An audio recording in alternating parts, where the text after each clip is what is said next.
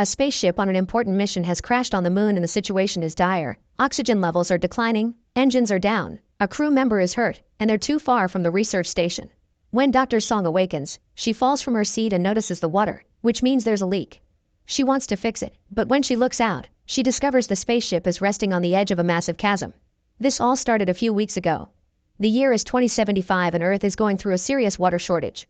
Sea levels are falling, it never rains, and infant mortality rates have spiked as people desperately consume contaminated water. Food shortage keeps getting worse because vertical farms can't do enough, and having pets becomes illegal. The government establishes a supply regulation to control the situation, rationing water depending on social class. The most important citizens get gold cards with unlimited access. This has caused hundreds of riots from the lower classes. At the Environment for Human Survival Research Center, Song is working with plants and animals. She gets a visit from Section Chief Kim of the SAA, or Space and Aeronautics Division, asking her to join their mission. At first she refuses, but she changes her mind when she hears it's about the Balhi Lunar Station, where her sister died 5 years ago. Because of her death, the government compensated Song with a gold card. Song attends a meeting to learn the mission details and meet the crew. The Balhi station had to be closed because of a radiation leak 5 years ago, so now the new team has to retrieve some important samples in capsules to bring back to Earth for research. Once they land on the moon, they have 24 hours to complete the mission, and the capsules must be transported in low temperatures. If they have any damage, they need to be extra careful with them. The team isn't told the capsule's contents or their location, so it's all very suspicious. Moments before takeoff, the crew is shocked to learn the usual co-pilot has been replaced at the last second by a stranger named Lee. The spaceship leaves Earth and reaches orbit right on schedule, and their flying goes smoothly until they get closer to the moon. The alarm starts ringing and they learn that the docking system is having trouble, meaning the bolt won't last if they get into the landing orbit. Since they can't reach the SAA, they decide to release the landing module early.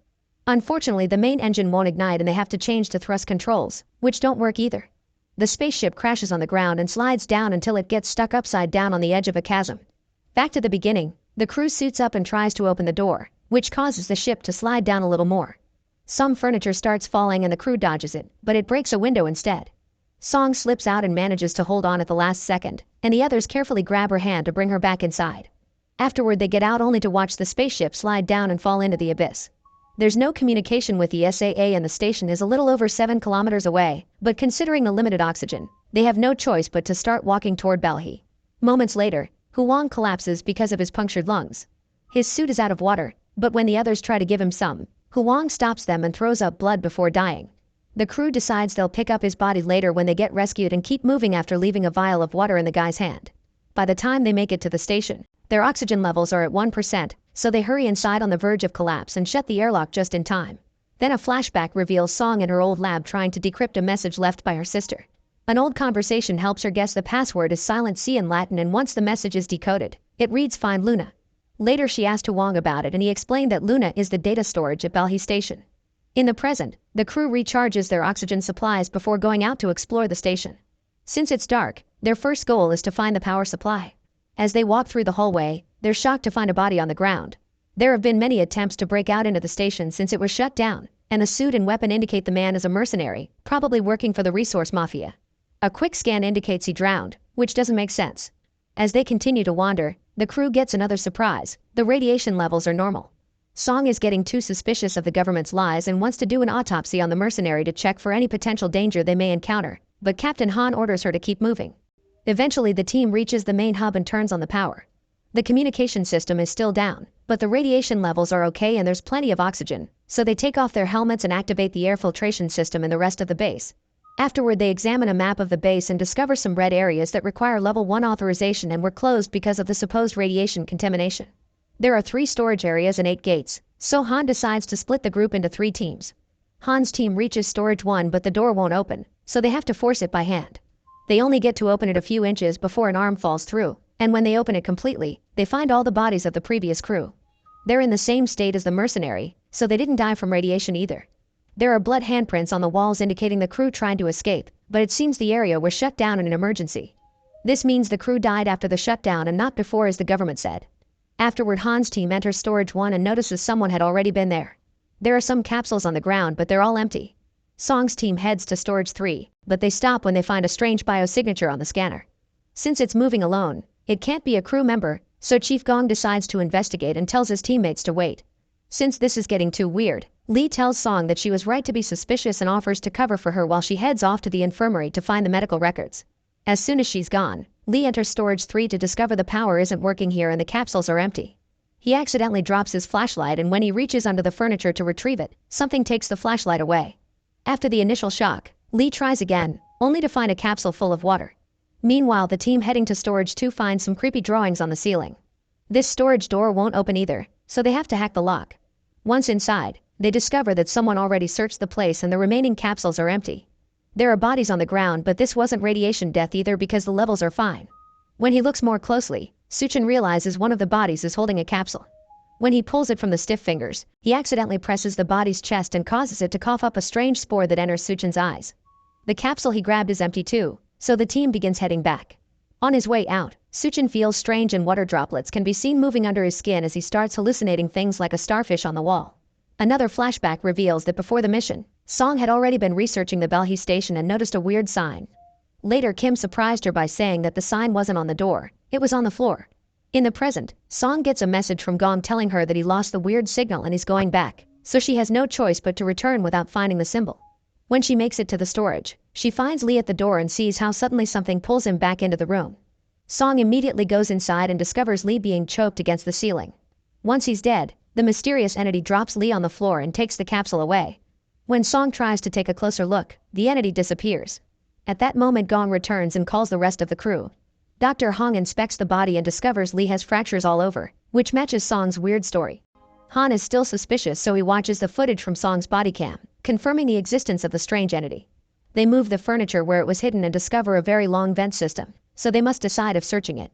Meanwhile, some crew members return to the main hub and Suchin suddenly starts vomiting water all over the floor, unable to stop. His teammates call the others, and as Hong rushes back, she tells them to put on hazmat suits and stop the water. The teammates put Suchin on his back, but water still drips off the corners of his mouth. Soon Hong arrives and tilts his head back, causing the water to keep coming out. The doctor cuts Suchin's throat to insert a tube that makes the water spurt out like a fountain. Then she takes a sample of his blood only to see it come out all watery. Water keeps coming out of the tube with no end in sight, and eventually Suchin dies, drowning just like the bodies they found earlier. Once the filtration system clears the air, the team can take off the hazmat suits. Hong will do an autopsy of Lee's body and Song will check out the data storage, not caring about Han's refusal anymore.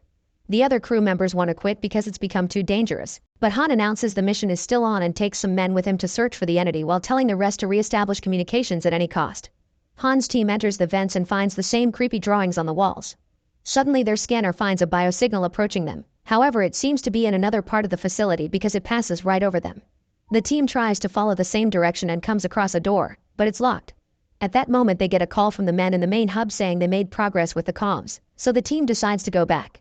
Meanwhile, Suchin's body is taken to the infirmary, where Hong begins opening him up. Song checks the medical records, but they're all locked, so she goes to gather tissue samples from the other bodies. Minutes later, while Song is working, she thinks she's found the body of her sister, but when she checks the tag she notices it's a different woman with the same surname. Afterward, Song returns to the infirmary, where Hong confirms that the body was filled with water from the inside with no signs of external damage. Song mentions the other bodies had similar symptoms, and when she checks the samples, she discovers the previous crew were in perfect health when they died, with no signs of virus or bacteria. Not to mention Suchin's blood appears to hold a separate layer of something unrecognizable. Back to Han, he learns from the others that they need to fix the digital unit. Usually the elevator would take them there, but it's out of order, so someone will have to climb down, which is very dangerous. Han volunteers to go, and when he stops by to inform the doctors, Song shares a theory. The creature didn't hurt her and is familiar with the internal base structure, so she thinks it may be a survivor. However, Han thinks it isn't possible. Afterward, Song and Hong examine the vomited water and notice it's distilled. It seems the water itself could be the virus, probably extraterrestrial, and it could be the solution to the drought on Earth. It's not in the air, so something happened 5 years ago that made it spread among the old crew. At the chasm, Han starts carefully descending to reach the unit. Suddenly the elevator starts moving on its own and the computer controls are unable to stop it. Han holds on tight and moves out of the way just in time, so the elevator keeps going and disconnects Han's rope in the process. Then it crashes into the station, causing the power to go out only to return a second later. Then the crew begins lowering the rope again, but Han asks them to throw the whole thing off because the elevator is now falling. Moving quickly, Han connects the rope to one of the shafts and dodges the elevator again, but this time his body bounces against the metal and his oxygen system is damaged. After dreaming of his sick daughter back on Earth, Han decides to keep going instead of returning and successfully finds the unit. He quickly changes a panel so the team can reboot the system. Then he passes out. Thankfully, the crew quickly saves him and brings him back. But they have bad news. The comms still aren't working. The computer is completely functional, yet for some reason there's no signal. Suddenly they detect an unknown signal coming from storage 3, so they go there to investigate. The room turns out to be empty, but when they check Lee's body, they find an old communicator indicating he's a rogue agent. Using this communicator, they manage to make the comms work and get in contact with Director Choi of the SAA. After Han updates her on everything, Choi orders him to concentrate on finding the intruder, and Han asks for the codes to access the restricted areas. He also points out Choi isn't surprised by anything he mentioned, so he suspects she knows more than she lets on. Meanwhile, Song wanders around the station and finally finds the door with the sign on the floor, but she can't open it without the right code. She returns to the lab and decides to try a new test. She drops some blood on a sample of vomited water, and it immediately starts multiplying at an amazing speed. They immediately hit it with extinguishers and all the drops instantly freeze, confirming that the water can only multiply as long as its host is alive. Song rushes to see Han, announcing the sample they had to pick up has always been water and accusing Han of knowing everything. A flashback reveals what Kim and Choi told Han before the mission. Song's sister Won Kyung had found water on the moon, so the Belhi station was built to study it. Han tells the others of this and says he kept the secret to protect them from moles like Lee, but Song immediately corrects him. She points out the lunar water is what killed everyone because it can't be controlled, but the government is hiding that information because they probably want to commercialize it without caring about the consequences. Then in private, Song tells Han that her sister wanted her to be there and asks him for the access codes. They go to the door with the symbol, and after Han removes their body cams, he uses the code to finally open it. The walls are covered with the database, and on a hatch on the floor, they're shocked to see some leaves. When they open it, they discover a long tunnel covered with plants. Song and Han immediately bring the rest of the crew and they agree to go investigate. While E2 stays by the hatch to guard it, the others carefully climb down and find multiple storage rooms filled with plants. They also notice this area isn't on the map. Eventually they find a control room with tons of sample capsules, including a broken one on the floor from which all the plants grew out. The team begins gathering capsules to take back, and Han notices something moving among the vines. Other crew members notice something in the hallway only to suddenly scream and run away. The creature tears off E1's arm to steal his capsule, so Sun shoots it to make it drop the sample. The creature runs to hide in the vines and Han approaches E1 to discover he's died. The others approach the vines and open fire when the creature moves, jumping and climbing around like a monkey. It doesn't stop moving until a stray bullet hits a bursting pipe, making the entity fall. The crew approaches the creature and they're shocked to see it's actually a young girl with a weird protuberance on her jaw and reptile eyes. When she sees them come closer, she quickly runs away and leaves through the upper tunnel, knocking out E2 in the process. The others try to follow her, only to discover that the sample she dropped before is broken and now the water is making contact with E1's blood, multiplying at a crazy speed. The crew rushes to retrieve the sample briefcase and runs to climb out while hearing an alarm go off in the control room. They pick up E2 and make sure to lock the hatch again before rushing to the infirmary. Afterward, Han and Song operate on E2 because there's blood in his lungs, and Ryu has to donate some blood to help. Once he's left alone in the infirmary, Ryu reveals he also has an extra communicator and sends someone a message saying he has a sample. The mysterious person replies with orders to eliminate all witnesses. Then the crew discusses what happened and Song theorizes that the girl is trying to stop them from taking the water. Han calls Choi to confirm they have the samples and informs her the intruder is a young girl, but Choi tells him to kill her anyway. After she hangs up, Choi reveals that she has a picture with the girl from many years ago. Next, Han authorizes Song and Hong to go back into the tunnel to gather information while he returns to Storage 3. He goes inside the vent and this time he opens the door, allowing him to find the broken vent the girl used to move around and a bunch of blood stains. Han follows the blood while two of his men find another vent opening in a hallway, so they go inside and find an area not on the map. There are more bodies here and they start following the blood too, only to suddenly be startled when Han falls in front of them. It seems the girl has complete knowledge of the station and can move through it effortlessly. In the mysterious tunnel, Song and Hong access the database and Song admits that she had no idea her sister was on the lunar base until she was informed of her death. Won Kyung had called her once before the accident, but Song didn't pick up the call and now regrets it. When they finally breach the computer's security, they're shocked to see all data has been erased. The duo returns to the infirmary and finds Ryu taking the samples, pretending that he has orders from Han. Song gets suspicious and stops him, and when Ryu takes out his gun to kill them, they all step back when they see the girl at the door. Ryu tries shooting her, but the girl dodges all the shots and jumps on Ryu to knock him down. While the rest of the crew arrives, Song carefully shows she means no harm and puts down a capsule for the girl, who has a tag with the name of Song's sister. When the girl grabs the sample, Ryu destroys it with a shot, and the girl collapses as she has a seizure. Song notices the protuberances on her cheeks moving like gills, but the girl runs away because she can take a closer look. Afterward, Song puts away all the other capsules and tells the crew that the water can't kill the girl. Some crew members want to kill her, but Song forbids it because the girl is the only chance they have to save humanity. Then Han calls Kim, who confirms Choi was the one who ordered the station to be shut down and not everyone in SAA agreed. He refuses to share more information. He only urges Han to work with Song to find the truth. When Kim leaves his office, he discovers some rioters have managed to break a storage wall and now everyone is rushing to collect water. Meanwhile, Ryu sends a message asking for support forces. He gets a call from his contact, revealing it's an American man who insists he should kill everyone and go to Gate 7. Ryu grabs all the samples and as he leaves, E2 wakes up and sees everything. E2 tries following Ryu, who immediately shoots him and hides all the evidence. Back to Han, he tells the others they'll lure the girl out to capture her alive. They find the girl's location with the scanner, and then Song stands in the middle of a hallway with a sample in her hands.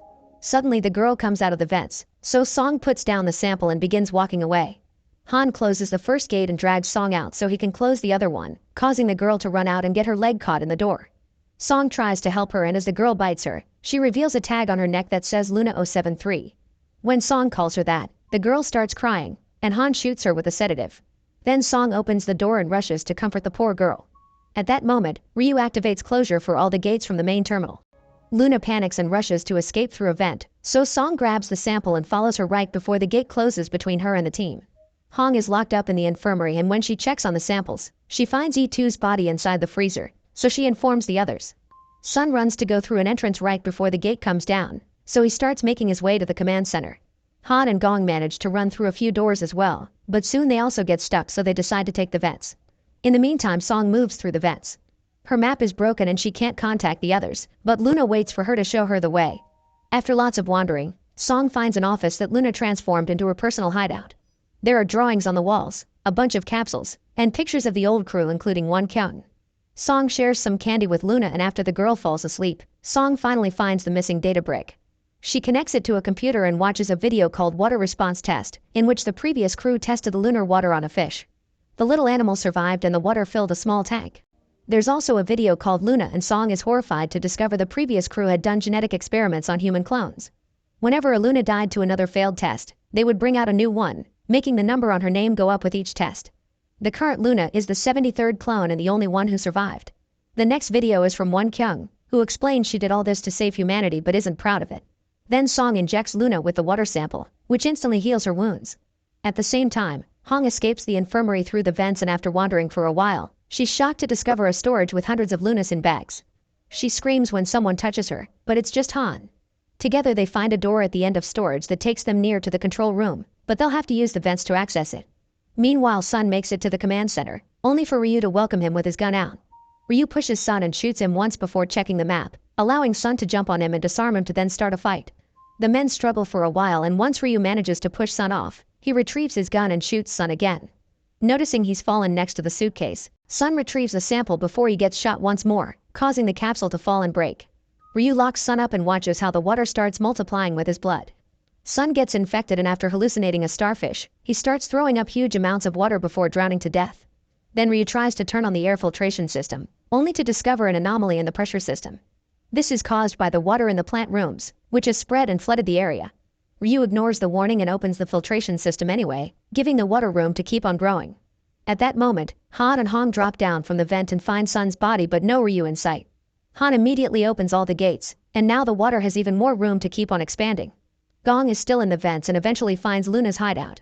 He wants to shoot the girl, but Song gets between them. When Gong informs Han, he also wants him to keep them alive and bring them over to the main hub. Afterward, Han finally finds Ryu and jumps on him, starting a fight. The men struggle to gain control of the gun and keep accidentally shooting it, creating holes in the ceiling. Eventually Han manages to overpower Ryu and tries to choke him, but Ryu punches him and gets away as he accidentally drops his communicator. At that moment the filtration system gives in and water begins sprouting out of all the vents, leaking out of the base and freezing under space's cold temperature. The water also begins to dribble through into the hallways and creates a wall between Ryu and Han, giving Ryu the chance to escape. Then a flashback shows the incident 5 years ago. Everyone was working normally when suddenly the alarm started ringing, so the crew ran to evacuate while the water found a little seed on the floor, instantly making it grow. The computer kept closing the gates and not everyone made it out on time. Others found the hallway blocked by guards who would shoot at them to keep them back while the gates closed. In the present, the water is starting to flood the station. The crew reunites in the medical bay and discusses how to proceed. Suddenly Song starts feeling sick and runs to lock herself up in another room, not wanting to infect the others. Then she starts vomiting water and passes out as she sees herself drowning. But while thinking about her sister, Song sees a light and starts fighting against the water. Minutes later, Song is shocked to wake up in the infirmary. Hong theorizes that Luna's bite filled her up with antibodies. Then Han and Gong read Ryu's messages and call Kim, who confirms the SAA rescue ship has detected a second spacecraft approaching the base. Song wants to know what will happen to Luna, and Kim explains she'll be taken to the Ministry of National Defense and the government will continue with the experiment. Song refuses to bring the water back to Earth and Han reveals he asked Kim to gather the other officials to go against Choi, but Kim explains nobody wanted to join him because Choi is powerful. After the call ends, Song says they should go to the International Institute of Space Biology because it's a safe and neutral space station where they can buy time to make a better plan. Meanwhile, Ryu wanders around the station as he starts to hallucinate because he's infected too, seeing the people he killed blocking his way while the water continues to leak through crevices. Back to the crew, Han manages to gain Luna's trust because she sees the sticker his daughter put on his badge. This allows Han to put a tracker on her ankle just in case. Then the team starts making their way out, but Luna suddenly drops to the ground and hears the water flooding a hallway under theirs. Panicking, she runs in the opposite direction and the crew follows her right before the water reaches their hallway too. Vent lids continue to snap out all over the place and more water keeps coming in, but thankfully the crew runs fast enough to reach gate 7 and close it behind them. Here the crew finds a delirious Ryu, who shoots in the air to keep them back and starts crying as he apologizes for all the people he killed. It turns out he was one of the guards that kept the scientists from escaping 5 years ago and even pressed the button to close the gate. Noticing the water about to bring down the gate behind them, Gong shoots Ryu multiple times to bring him down, but Ryu manages to land a bullet on him too. Now the crew can step forward and bring down another gate that stops the water just in time. While Ryu vomits watery blood and dies, the team grabs his samples and rushes to the airlock, where they start suiting up. Gong is very weak, so Han closes his wound with tape and helps him put on his suit, but his efforts are in vain and Gong dies anyway. Once everyone is ready, Han tries to activate the air depressurization, but the system isn't working and he'll have to do it manually. Ignoring Song's pleas, Han sneaks out and activates the lever right before the water reaches this area too and brings him down. At that moment, Song and Hong notice that Luna has already gone out without her suit. Both women immediately leave the station, running for their lives as the water brings down the last gate and reaches the outside, instantly freezing. Afterward, both women go looking for Luna and find her watching Earth. It seems she doesn't need oxygen to live. Nearby, the water drops Han's body, and when Luna approaches him to try to return the badge, he dies crying for his daughter. Then finally a rescue shuttle comes to pick them up. Make sure to subscribe and turn on notifications so you can watch more videos like this. Thanks for watching.